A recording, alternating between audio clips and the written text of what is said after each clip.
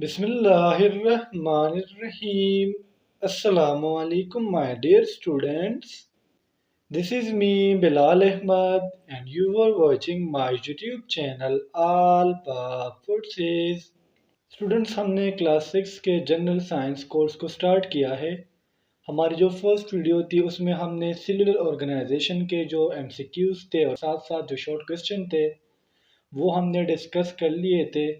और आज की वीडियो में इंशाल्लाह जो इस चैप्टर के लॉन्ग क्वेश्चंस है, यानी हम कह सकते हैं जो हमें क्वेश्चंस दिए गए हैं जिसमें हमने डिफरेंशिएशन करनी है, आज की वीडियो में हम इसको डिस्कस करेंगे। तो आप लोगों ने वीडियो के साथ एंड तक जुड़े रहना है और वीडियो को कहीं से भी स्किप नहीं करना। So without wasting any time, let's start the video.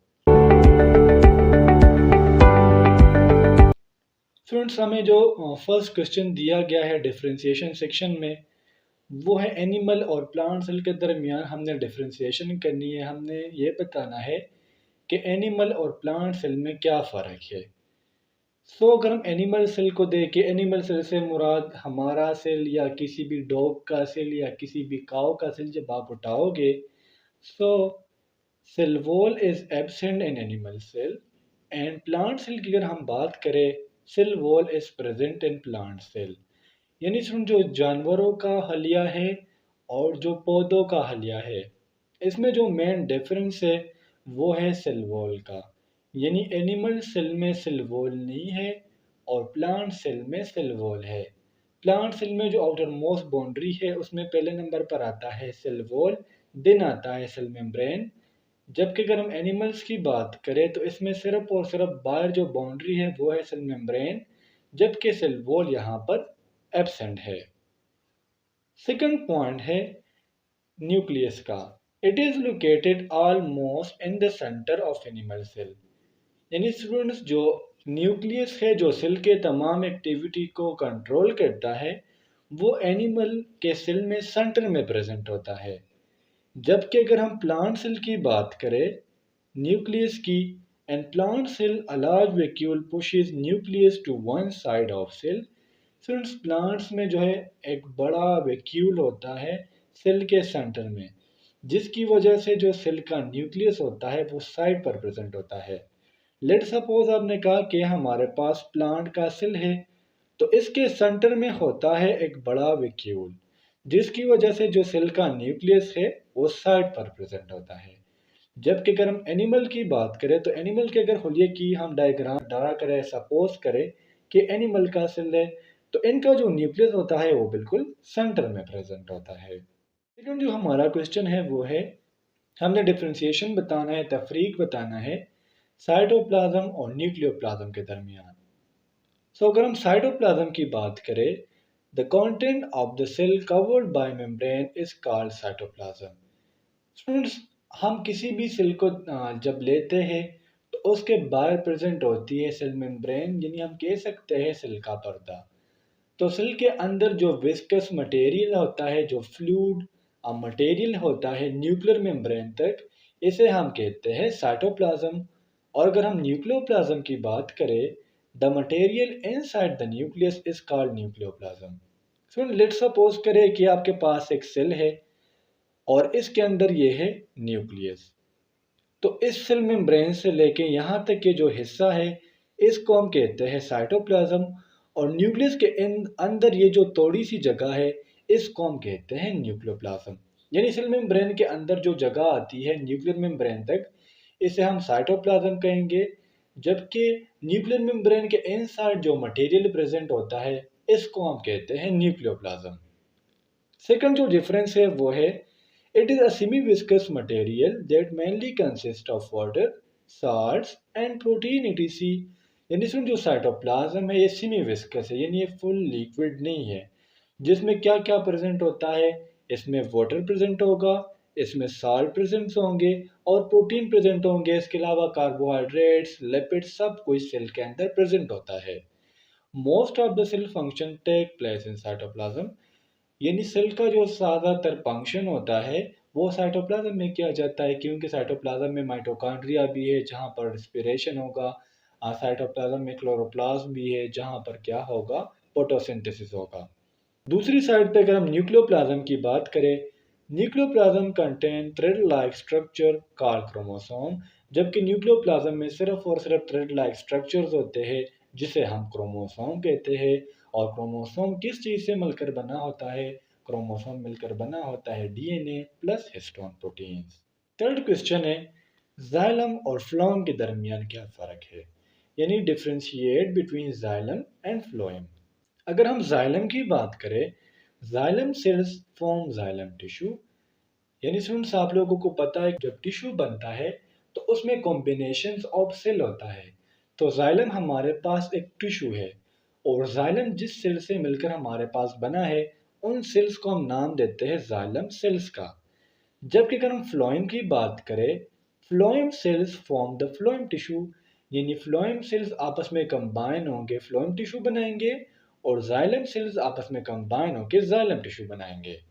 Second जो मेन डिफरेंस है इन दोनों के दरमियान, xylem conduct water from roots to leaves, यानी स्टूडेंट जाइलम जो है ये रूट्स में प्रेजेंट होता है, throughout the plant present होता है, सिर्फ रूट्स में हम नहीं कह सकते, लेकिन इसका जो काम है वो है कंडक्शन ऑफ वाटर।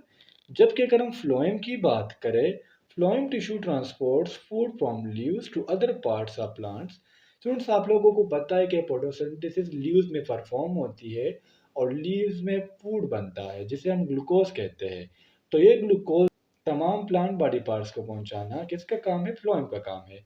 यानी आप कह सकते हो कि जाइलम जो है वाटर को कंडक्ट करता है और फ्लोएम क्या करता है? फूड को कंडक्ट करता है। इसके अलावा स्टूडेंट्स में बहुत ज़्यादा और भी डिफरेंस है, लेकिन क्लास 6 के लिए यहाँ तक मुफीद से अगर आप यहाँ तक लिखते हो तो आपको फुल मार्क्स एग्जाम में मिलेंगे। जाइलम के जो टिश्यूज़ है वो डेड है और फ्लोएम के टिश्यूज हमारे पास लिविंग है, ये भी इन दोनों के दरमियान एक बड़ा डिफरेंस है। नेक्स्ट क्वेश्चन है, epidermal tissue and epithelial tissue के दरमियान डिफरेंस। अगर हम एपिडर्मल टिश्यू की बात करें, outer protective layer in roots stem and leaves of plants is called epidermis. Students अगर आप प्लांट के रूट को उठाओगे, उसके लीव को उठाओगे या उसके स्टेम के उठाओगे तो उसके बाहर जो प्रोटेक्टिव लेयर होता है इसको हम कहते हैं एपिडर्मस। जबकि अगर हम एपिथेलियल टिश्यू की बात करें, epithelial tissue consist of epithelial cells which are packed closely to form plate sheets or layers। Students मैंने आपको इससे पहले भी बताया जाइलम में कि जाइलम सेल्स कंबाइन होकर जाइलम टिश्यू बनाते हैं। तो इस तरह एपिथेलियल सेल्स कंबाइन होकर एपिथेलियल टिश्यू बनाएंगे और ये एक दूसरे के साथ इस तरह अटैच होंगे कि हमारे पास कुछ शीट्स या लेयर्स बनाएंगे। सेकंड डिफरेंस है, it is formed by tile like cells which are joined together to form single layer tissues called epidermis। सुन जो एपिडर्मल टिश्यू है इसमें टाइल्स लाइक सेल्स आपस में कंबाइन होते हैं और ये क्या बनाते हैं? एक टिश्यू को बनाते हैं जिसे हम कहते हैं एपिडर्मस। देखिए एपिडर्मस हमारे पास कुछ यूं होता है, ये सेल्स होते हैं ना आपस में कंबाइन इस तरह होते हैं, तो इसने बनाया होता है एपिडर्मल टिश्यू को। The cells forming epidermal tissue are called epidermal cells। Students वही बात है कि एपिडर्मल सेल्स आपस में कंबाइन होंगे और एपिडर्मल टिश्यू को बनाएंगे। जबकि अगर हम एपिथेलियल टिश्यू की बात करें, the tissue make the surface layer of skin and inner lining of the tubes are cavity in the body. अगर हम एपिडर्मल टिश्यू की बात करें तो ज़्यादातर आउटर प्रोटेक्टिव लेयर है स्टेम की, रूट्स की और लीव्स की। जबकि अगर हम एपिथेलियल टिश्यू की बात करें, this tissue make the surface layer of skin, यानी जो हमारी स्किन की आउटर लेयर है इसको बनाती है और साथ साथ हमारे पास जो विजल्स है या स्टमक केविटी है या लीवर की जो केविटी है ये उसको भी बनाती है। लास्ट क्वेश्चन है इस चैप्टर का, वो है हमने डिफरेंशिएशन करना है रूट सिस्टम और शूट सिस्टम के दरमियान। रूट सिस्टम की अगर हम बात करें, root and its branches make root system, यानी इसमें जो जड़ें होती है और साथ साथ इनकी जो ब्रांचेस होती है ये रूट सिस्टम को बनाती है। जबकि अगर हम शूट सिस्टम की बात करें, so stem, its branches and flowers make the shoot system in plants. इन स्टूडेंट्स जब भी आप किसी पौधे को देखते हो तो उसका बहुत बड़ा स्टेम होता है जिसे हम कहते हैं तन्ना, इसके ब्रांचेस यानी इससे जो डिफरेंट ब्रांचेस निकले होती है, फ्लावर्स मतलब फूल, ये मिलकर किसको बनाती है? शूट सिस्टम को बनाती है। It supports the whole plant structure. इन स्टूडेंट्स अगर आप पौधे से स्टेम को हटा लो, उसके जिस्म को हटा लो, तो प्लांट जो है पूरी ज़मीन पर बिखर जाएगा, तो इसलिए शूट सिस्टम का काम है प्लांट को सपोर्ट देना।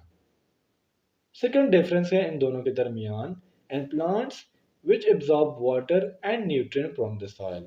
स्टूडेंट, रूट्स का काम है सॉइल से वाटर को एब्जॉर्ब करना और पूरी प्लांट बॉडी को देना। जबकि अगर शूट की हम बात करें, it provide the strength at height to the plant. तो शूट सिस्टम जो है ये क्या करता है, हमारे प्लांट को स्ट्रेंथ देता है, सहारा देता है, और साथ साथ जो प्लांट की हाइट होती है वो भी because of the shoot system. तो स्टूडेंट्स, ये था आज का हमारा जनरल साइंस सेलुलर ऑर्गेनाइजेशन के डिफरेंशिएशन क्वेश्चन। उम्मीद करता हूँ आपको सारे क्वेश्चन क्लियर हुए होंगे।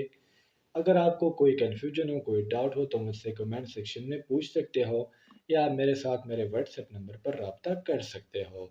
इंशाल्लाह अगले वीडियो में मिलते हैं। तब तक के लिए मुझे इजाज़त दीजिए। मुझे अपने दुआ में याद रखिए। अल्लाह हाफिज़।